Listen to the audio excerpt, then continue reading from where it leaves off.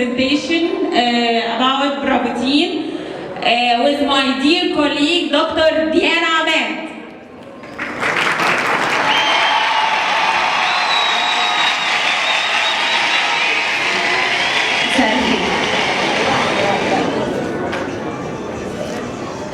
أنا بتشرف بحضراتكم كلكم، وأتمنى إن انتوا تسمحوا لي بس سريعا كده أعرفكم على البرافاتين اللي احنا عاملين له الفيستيفال الكبير ده. هو البرافاتين إيه؟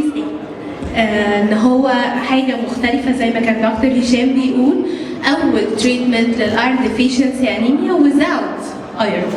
هنعرف ازاي. البرافاتين نمبر 1 هو ريستور ايرون ريستور ميوكوزا.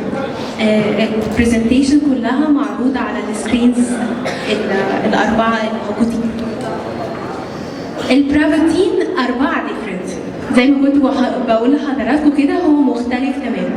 نمبر 1 ديفرنت كونسبت، ديفرنت ميكانيزم، ديفرنت افيكاسي اند ديفرنت tolerability. مختلف تماما. اول حاجه الديفرنت كونسبت.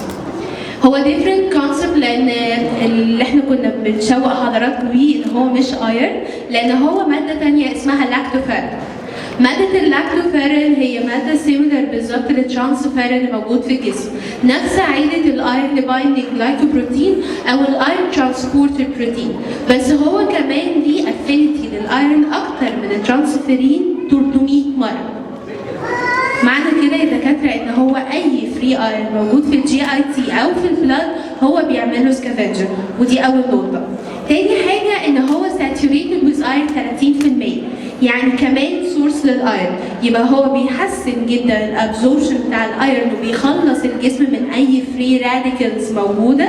وتاني حاجه ان هو سورس للايرون لانه ساتوريتد ويز ايرون 30% ايرون بايندينج جلايكوبروتين، ودي كانت اول ديفرنت. تاني ديفرنت حتى الميكانيزم بتاعته مختلف. الميكانيزم بتاعته مش بس ان هو بيشتغل ان هو يعلي الهيموجلوبين، هوري حضراتكم ازاي. هو بيشتغل كانتي انفلاماتوري، بيعمل انهبيشن لماده اسمها انترليوكين 6، انفلاماتوري ميديتور بيطلع اثناء الابزوربشن بتاع الحديد العادي. لو حضراتكم تبصوا على السكرينز هنلاقي ان الفيرس سلفيت، اي حد بياخد فيرس سلفيت بيعلي جدا نسبه الانترليوكين ريتين، بعكس تماما اللاكتوفيرين او البرافاتين باي نيم.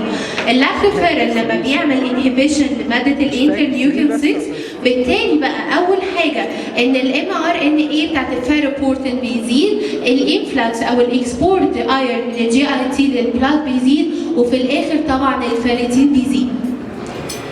موضوع فيرس سلفيت ان هو بيزود الانترليوكين 6 وفي الاخر بيبقى فيه فيريتين قليل، ده سبب ان ناس كتير جدا بتاخد الايرون سبلمنتس بيفضل محافظ على نسبه هيموجلوبين، يعني بعد 3-6 شهور بتزيد شويه ويفضل محافظ عليها. وانس ان هم بيوقفوا العلاج بيرجعوا اناميك تاني، وده اللي البرافاتين بقى وضحه لنا، لان الفيريتين اصلا بيقل. دي ترايل يا دكاتره كانت بتثبت كلامي على الميكانيزم اوف اكشن، دي كانت في روم يونيفرسيتي اوف ايطالي. لو بصينا كده الثلاث سطور اللي معمولين عليهم هاي مارك differently from oral ferrous sulfate administration already after 30 days of bovine lactoferrin administration. differently حتى الترايل كانت موافقانا في كلمة ان هو مختلف differently. Okay, unlike the ferrous sulfate there is no adverse effect. الترايل كانوا عملوا 2 جروبس، كل جروب 30 بيشنت. الجروب الاولاني اخذ اللاكتوفيرين 100 مللي جرام لمده 30 يوم. تاني جروب اخذ الفيرس سلفيت 520 مللي جرام وانس ديلي لمده 30 يوم. بعد شهر قاسوا الانترليوكين 6 زي ما حضراتكم شايفين كده، الكولم الازرق ده اللاكتوفيرين قل من البيز لاين اللي كانت عند 33 ل 12 لان اللاكتوفيرين بيعمل له انهبيشن، لكن مع الفيرس سلفيت زاد جدا ل 52، وده ريفلكس على طول على الفيريتين زي ما حضراتكم شايفين النسب اللي في الجراف ده بعد شهر واحد من استخدامه. شهر واحد من استخدام اللاكتوفيرين 100 مللي جرام توايس ديلي ادى ان الفيريتين يعلى جدا differently from الفيرس سلفيت ان هو without no adverse effect. وده ما كانش بس على 2 ترايلز، ده among كل الترايلز اللي اتعملت على اللاكتوفيرين كلها there was no one reported case كان عندها side effects، ولا حالة واحدة اشتكت من أي side effects مع اللاكتوفيرين، بعكس الفيرس سلفيت تماما.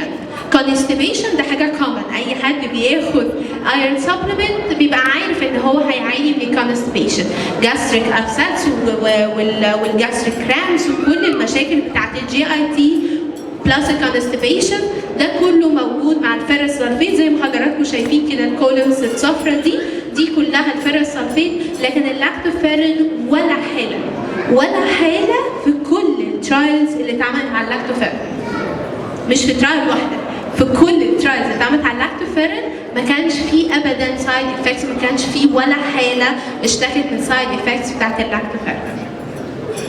مش كده بس، مشاكل الفيرس سلفيت ما توقفتش بس على الموضوع constipation. يعني constipation اهو سهل البيشنت ممكن يستحمله، بس الفيرس سلفيت طلعت ليه مصايب تانية كتير، ودي تاني ريستور عندنا ان هو حتى في دي اللاكتوفيرين مختلف عنها. لو حضراتكم كده تتشرفوا تقروا معايا iron induced mucosal gastritis او ulcers دول كانوا بياخدوا oral iron intake. 98% من البيشنتس دول كانوا بياخدوا iron supplement، كانوا بياخدوا علاج انيميا بالطريقه التقليديه القديمه، والطريقه دي ادت ان بيبقى فيه precipitation للايرون على الجي اي تي تراك، وفي الاخر ادى للايروجنز لغايه الالسرز. نمبر 2 المصيبه الثانيه ده زي ما حضراتكم شايفين ده endoscopic appearance associated with iron deposition في الاسوفاجس. تاني حاجة ان حضراتكم توافقوني ان الفيرس سلفيت جراس ميديا هايلة للاتش بايلوري انيروبيك بكتيريا ولقت ايرون بريسبتيشن كتير، فواي نوت جراس ميديا محترم جدا للاتش بايلوري. ودي كانت مشكله تانية ما كانتش ظاهره، بس يعني الابحاث والترايلز اللي انا بعرضها لحضراتكم دي اكدت ان من الاسباب بتاعت الاتش بايلوري ان الفيرس سلفيت اللي حصل له بريسبتيشن من اورال ايرون انتيك. اللاكتوفيرين بقى لو حضراتكم تفتكروا كده انا اول حاجه قلتها ان هو ايرون بايندينج لايكوبروتين، والافينيتي بتاعته للايرون 300 مره ازيد من الترانسفيرين. قلت لحضراتكم كده باللفظ ان هو اي فري ايرون موجود في الدي اي تي او في البلاد هو بيعمل له سكافنجر.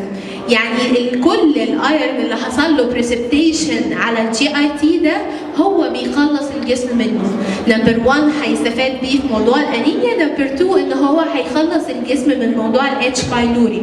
والترايل دي بينت كده، بينت ان البوماين لاكتوفيرين لوحده as a monotherapy عمل suppress للاتش بايلوري colonization في الهيومن ستومك بنسبه 32%. اللاكتوفيرين لوحده صلح المشاكل اللي كانت عاملاها الايرون سبلمنتس الثانيه. ده نمبر 1. نمبر 2 ان ترايل ثانيه اتعملت علشان يشوفوا بقى استخدام اللاكتوفيرين مع التريبل ثيرابي. لقوا ان هو كان في 3 جروبس. اول جروب اخذ اللاكتوفيرين بلس التريبل ثيرابي لمده 7 ايام، اسبوع بس، اسبوع. تاني جروب اخذ التريبل ثيرابي لوحده لمده اسبوع. تالت جروب اخذ التريبل ثيرابي لمده 10 ايام. طولوا المده شويه علشان يشوفوا الايفكت. المفاجاه بقى ان كان في اسبوع واحد اللاكتوفيرين مع التريبل ثيرابي عمل 95% eradication.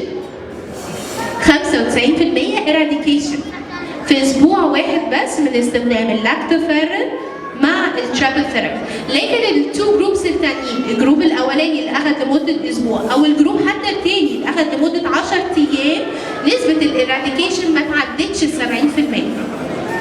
ما تعدتش ال 70%، وده اللي كان بيسبب ريكارنسي دايما للاتش بايلوري.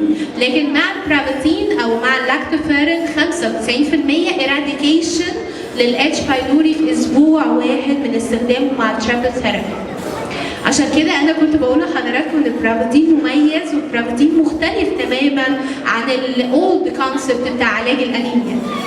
هنعالج الايرون ديفيشنسي انيميا بحاجه اولا ناتشرال، ثانيا زي ما كنت بقول لحضراتكم 4 ديفرنت سيف بتعلي الهيموجلوبين 4 اضعاف الفيرس سلفيت within 1 month، شهر واحد بس من العلاج.